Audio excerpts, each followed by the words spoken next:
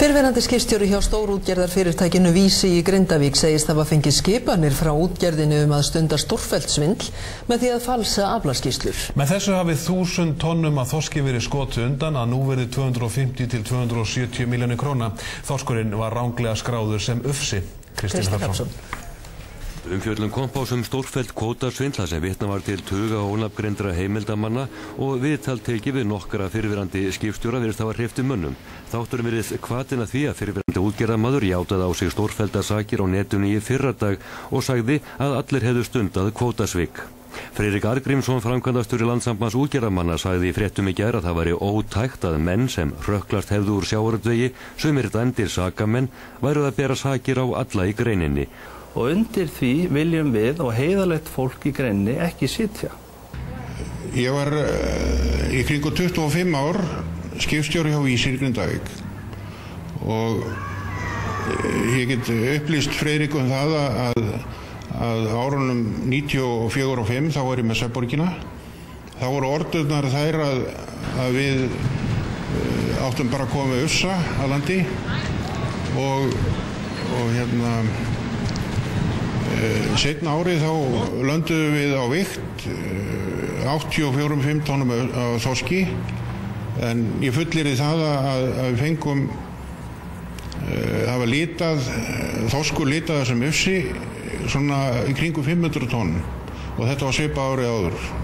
Þetta engin smá ásökun því Vísir 10. stærsti kvótaeigandi landsins, en þess má geta að 1000 tonn af þorski seljast á 250 til 270 milljónir króna á markaði í dag.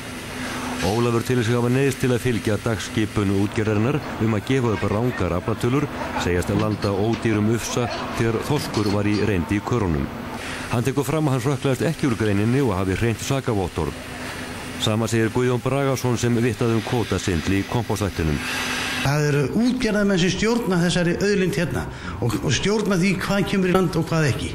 Það er alveg á hreinu, því ég hef sjálfur reynt að þú kemur ekki með þessa og þessa tegund í land og mér var aldrei sagt að henda fiski, en svona var þetta útlistað og mér finnst þetta menn ætti nú bara að reyna að standa upp og koma hreinið fram og LÍU líka, því þeir vita vel þetta, allt saman. Fréttastofan leitaði viðbragða hjá Pétri Hafsteini Pálssyni, framkvæmdastjóra Vísis í Grindavík. Hann vildi ekkert tjá sig málið en sendi Stöð 2 afritarbréfi Fiskistofu með niðurstöðu úttektar hennar á árunum 1994 til 95. Staðfesti bréfið að Fiskistofa hafi ekki talið neitt óeðlilegt koma fram við rannsókn á fyrirtækinu. Fiskistofa hefur til rannsóknar stórfellt kvótasvindl á fiskvinnslufyrirtæki á Norðurlandi. Fyrir liggur vitnisburður að fyrirtækið hafi landað framhjá vigt að minnsta kosti 1000 tonn þorski á ári í 6 ár. Með þessu hefur verið skotið undan verðmætum upp á vel yfir ½ milljarð króna. Kristinn Hrafnsson. Fyrir rúmri viku að fjallað stórfellt svindli í sjávarútvegi í þættinum Kompási, síðan þá fjölgar vísbendingunum að það sé varlegt að ætla þetta undanskotskipti 1000 tonna á ári. Samkvæmt heimildum fréttastofu nú verið að rannsaka stórfellt svindlmál hjá fiskvinnslufyrirtæki á Norðurlandi.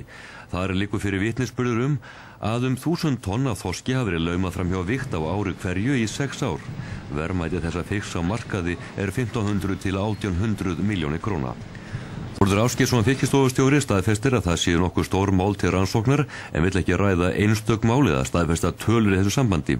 Hann telur að til greina komið að vísa þessum málum til efnahagsbrotadeildar ríkislögreglustjóra til rannsóknar. Í fyrrnefndum Kompásþætti sagði Þórður að hann teldi kvótasvikin í landinu ekki vera stórfelld en gætu þó numið fáum 1000 tonna.